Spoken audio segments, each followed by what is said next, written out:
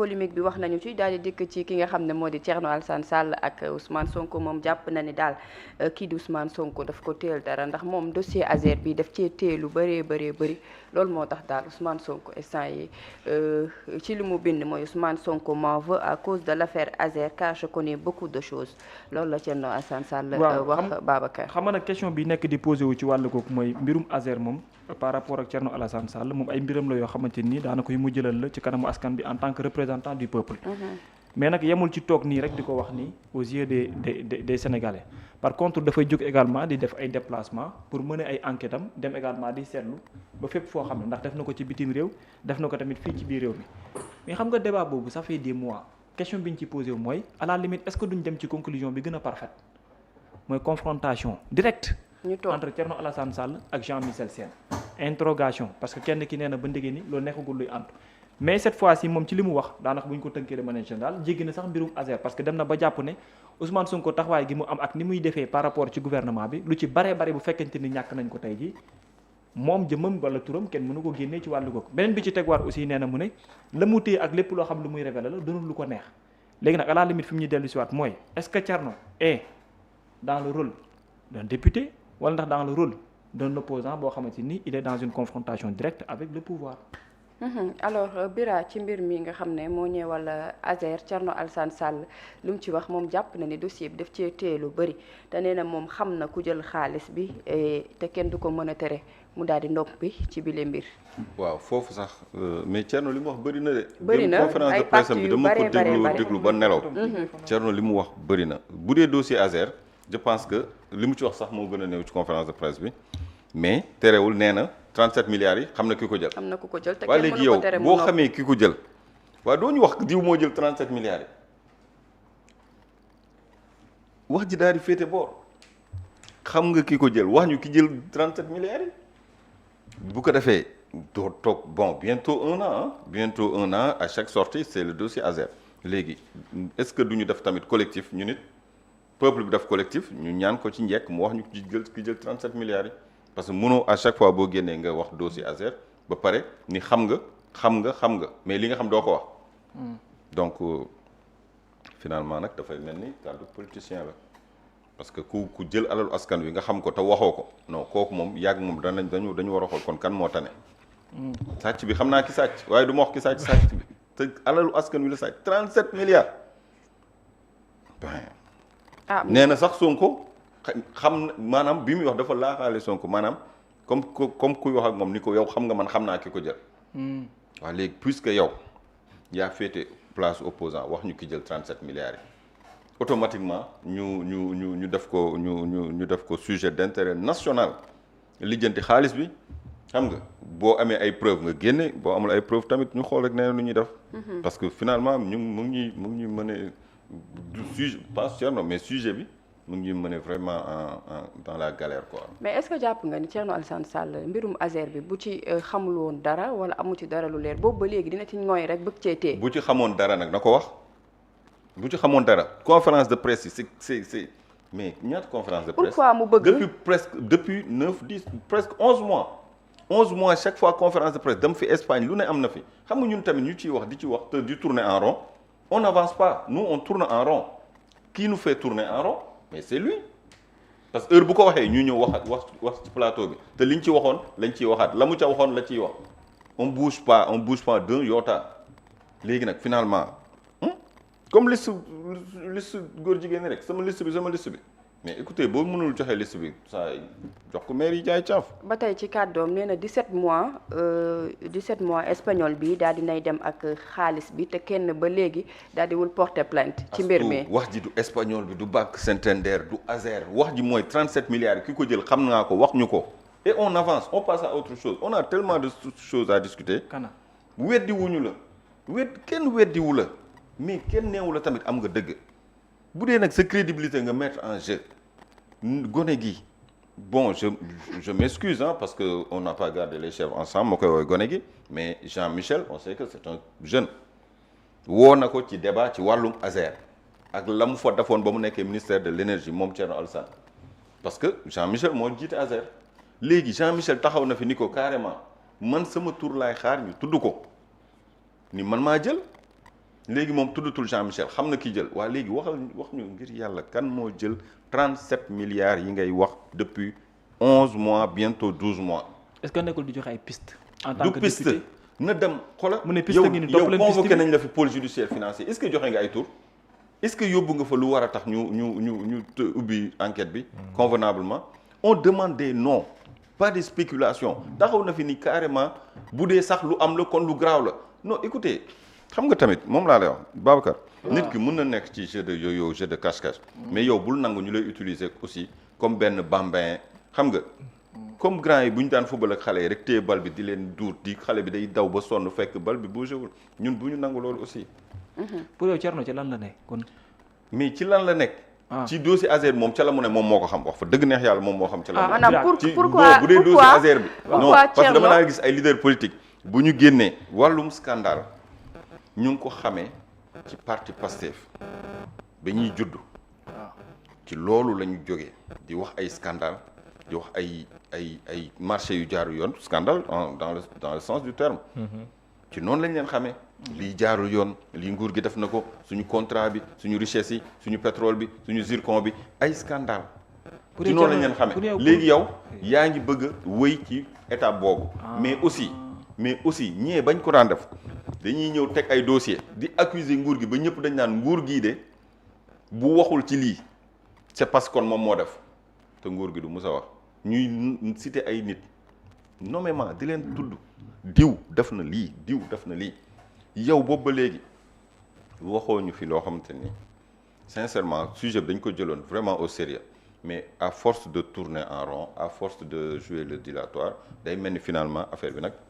leneen la wala boog nga téye toog ba am lu dëgër nga jàpp ci nga ñëw wax ñu. nga bëgg wax ne Thierno day toppandoo Pastef te ni mu koy defee baaxul. non loolu moom c'est sûr. toppandoo bi c'est sûr parce que ay jamono Sénégal scandale yàgg na fi am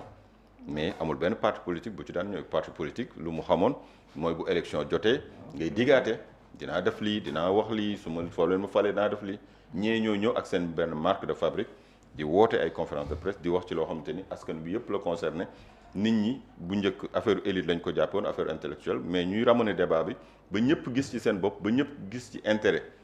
après nit ñi commencé leen bàyyi xel léegi yow jàpp nga ni ñii fi leen jaar ba tey ñu yegg si fii amaana peut-être su ma fi jaaree dinaa yegg si fii mais comme li ma la wax rek démb conférence de presse am bi li mu ci wax dafa bëri li mu ci wax surtout ci lu ñëw ci wàllum université Thierno da ci laal ay points yu bëree bëri man dama yaakaaroon sax foofu la ñuy ñëw. pour ñu mën koo disséquer d'une manière. non dem ci enchaîner directement par rapport à ça. léegi déjà voilà. déjà am na lu ma ci gën a intéressé mooy. damay dégg souvent ñu naan Sonko nee na. fonds politique.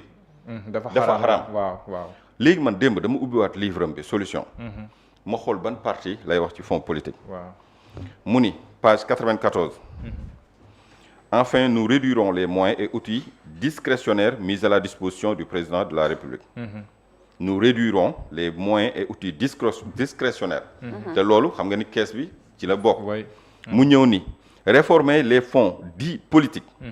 L'un des plus gros scandales dans la gouvernance de ce pays est la survivance de fonds spéciaux dont l'utilisation est laissée à la discrétion absolue du seul président de la République. 10 milliards. Comment peut-on allouer autant de crédits à une personne, fût-elle la première institution de la République, sans aucun contrôle, ni a posteriori, ni a priori? Ces fonds échappent à tout contrôle de l'Assemblée nationale qui les vote et des corps de contrôle IGE, Cour des comptes, etc.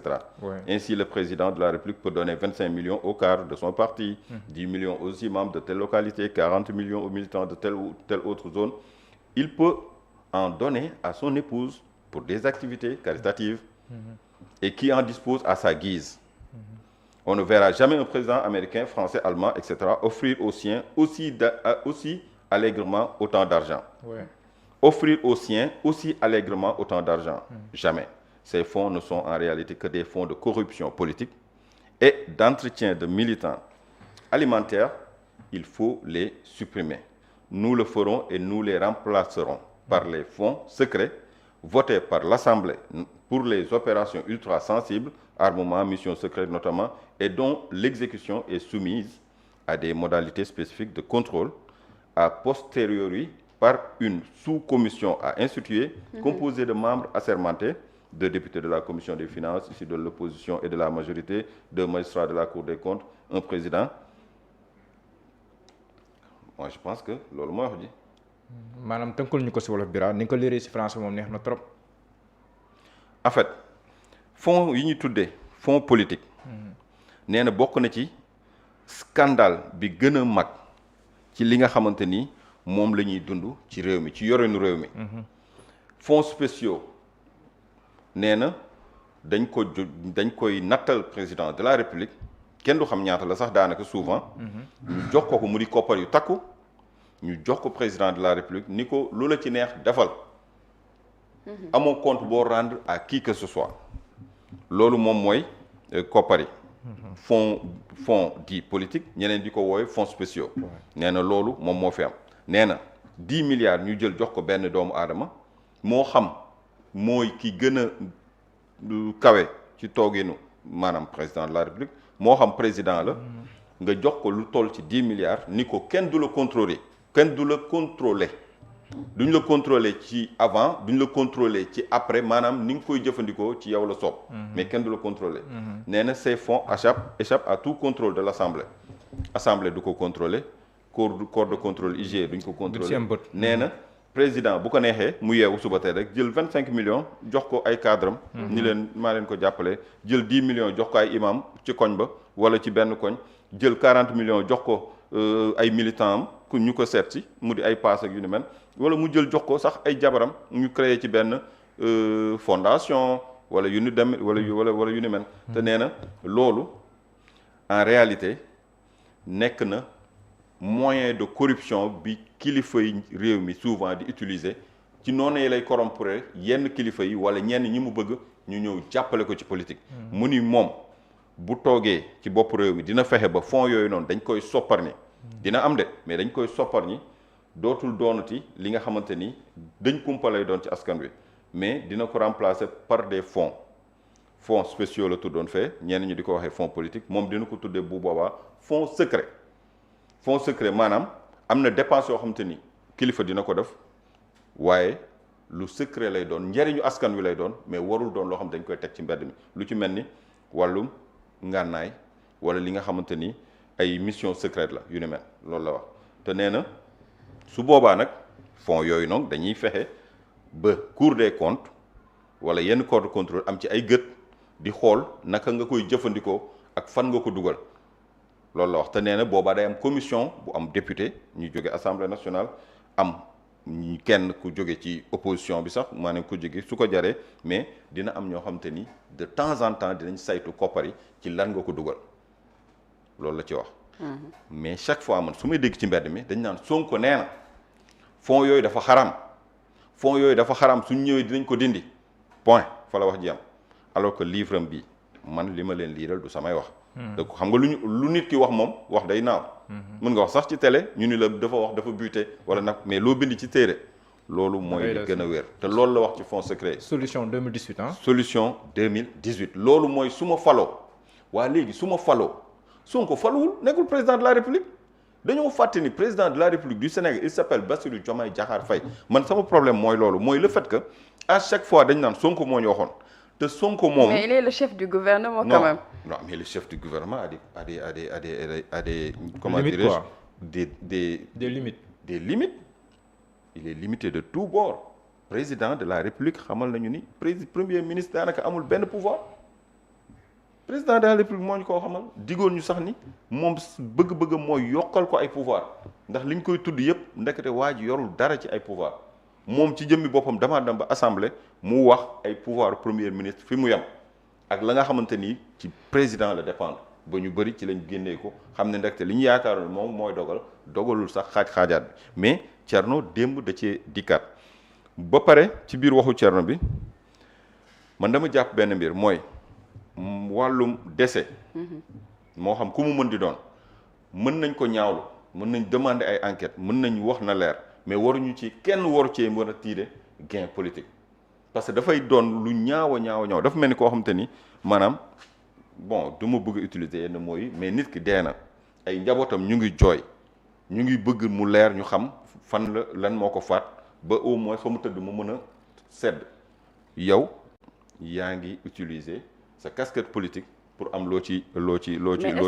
capté jouer rôle am en tant que opposant aussi comme waaw ni ko en tant que opposant oui man jàpp naa ne opposant bu waxee ba pare souvent dafay joxe sax ay proposition ci yenn situation de crise yi comme ni ko kenn defee mu di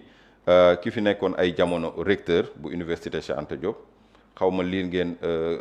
proposition ou pas mais ancien recteur joxe na ay proposition yu am Abdou Salam Sall voilà joxe na ay proposition yu am solo ci li nga xamante ni noonu la ñu war a jubbantee wàllum bourse yi ba problème yu ni mel mu ngi nii professeur Abdou Salam Sall ancien recteur de l'université Cheikh Anta Diop de Dakar estime que la crise de l'enseignement supérieur découle principalement d'un financement reposant uniquement sur l'État. Il juge le poids des bourses trop lourd pour les finances publiques, ce qui limite les investissements dans les universités. Pour y remédier, il préconise une diversification des sources de financement, la normalisation de l'année académique et l'introduction d'un système de crédit afin d'alléger la charge liée aux bourses. moom bëgg na sax université ñu wutal ko benn genre indépendance boo xamante ni dootul sukkandiku tout le temps. bourse yi dootul jógee ci directement sax ci état. dinañ maanaam ay mën nañ ko allouer ay crédit ba nga xamante ni dina mën a wéyal ay fonctionnement am mu di ci bourse ak yeneen te du ñu xaar chaque jour état di ñukk di leen jox di ñukk di leen jox. loolu xalaat la boo xamante ni nit ñi mën nañ toog réfléchir ci mais Thierno nee na dalal na étudiants yi Thierno nee na dalal na étudiants yi mois de décembre Thierno nee na ci wax bi nee na bi étudiant bi dee dafa xëy suba gis waa Pastef CICES ñuy fecc di tàccoo ko reetaan alors que c'est pas vrai xew-xewu CICES bi département Pastef département Dakar amaloon di waa ñooñu Abass Fall yi mais ça s'est passé le dimanche la veille. ci week-end bi la wooye. ci dimanche bi la am. ou ci samedi bi dimanche la am. ci week-end bi la wooye ci week-end bi la. lundi ci la jéye ji am moom nag nee na xale bi dafa dee mu xëy suba déjà nee na autorités yi kenn wanewu ci compassion. deuxièmement mu ni bi nit ki dee le lendemain la gis waa Pastef ñu nekk CICES di fecc ak reetaan xam nga loolu boo ko gisee wala nga dégg ko di nga xam ne lii politique képp moo ko tax a jóg parce que li mu wax amul li xew CICES mu ngi am la veille nit ki mu ngi ñàkk bakkanam le lundi ba pare nee na dalal na étudiants yi plusieurs fois nee na leen vous devez revoir vos rapports avec l'État Pastef nee na loolu la waxoon étudiants yi vous devez revoir vos rapports avec l'État Pastef nee na leen parce que yéen étudiants yi quand le gars prend son jet privé vous l'avez toujours nee na quand le gars prend le jet privé ou ses fonds politiques vous ne l'avez jamais dénoncé nee na bi étudiants yi ñëwee seet ci ko loolu la doon wax waa ji buy jël ay jet privé ak ay fonds politiques am yéen doo leen ko dénoncé mukk nee na leen nag léegi il faut revoir vos rapports avec l'État Pastef Thierno moo wax de nee na et j'en profite nee na tous les étudiants du Sénégal vous devez revoir vos rapports avec Pastef ils vous ont montré qui vous êtes j'ai reçu les étudiants et je leur ai demandé de recourir à des formes de lutte moins violentes ba tey Thierno moo wax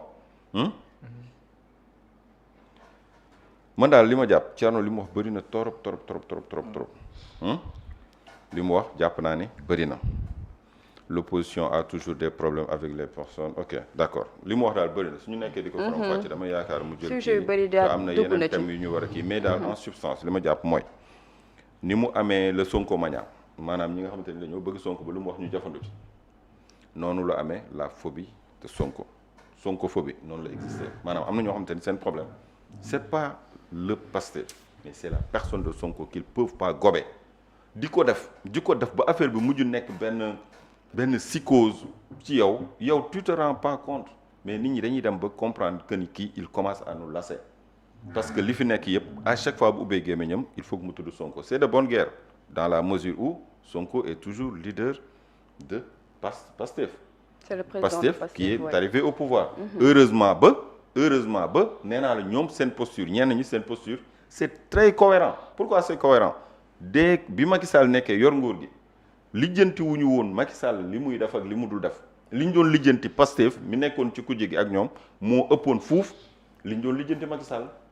léegi Pastef moom ngeen doon xeexal te bokkoon boor opposition mu nekk lu inédit Pastef moom tey ñëw na au pouvoir léegi xeex bi kay xanaa kon da ngeen koy xeex ba dee il faut pas les armes à la main mais kay fii moom kenn dootul bàyyi. C'est toujours Sonko qui est leader de Pastef et Pastef est arrivé au pouvoir contre vents et marées alors que moom ngeen doon xeex sax même lorsque vous étiez du côté de l'opposition donc ñenn ñi seen posture il faut que nit ñi nangul leen ko te xam ni cohérence totale la ñu demee mais nag kaw étudiants yi moom peut-être dinañ amaat occasion ci biir semaine bi pour revenir ci déclaration Thierno yi mais conférence de presse am bi non finalement booy déglu Thierno day mel ni li ñuy wax rek qui se sent mordre se mouche Thierno il parle et finalement on dirait que Thierno daf cee laale parce que nee na bi yëfi amee dañoo def tout pour jëm leen ko takkal te moom xam na ni moom lañ ko bëgg a takkal moom en personne te du ko nëbb recevoir na étudiants yi te recevoir na leen wax na leen que Pastef dalee na fen Pastef dalee na li il faut revoir vos rapports avec l'état Pastef.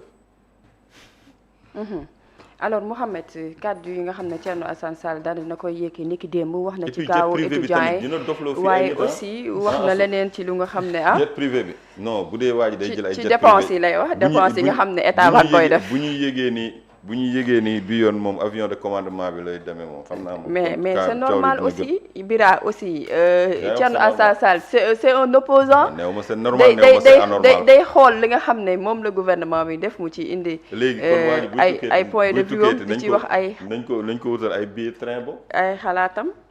alors Mouhamed par rapport ak Thierno Alassane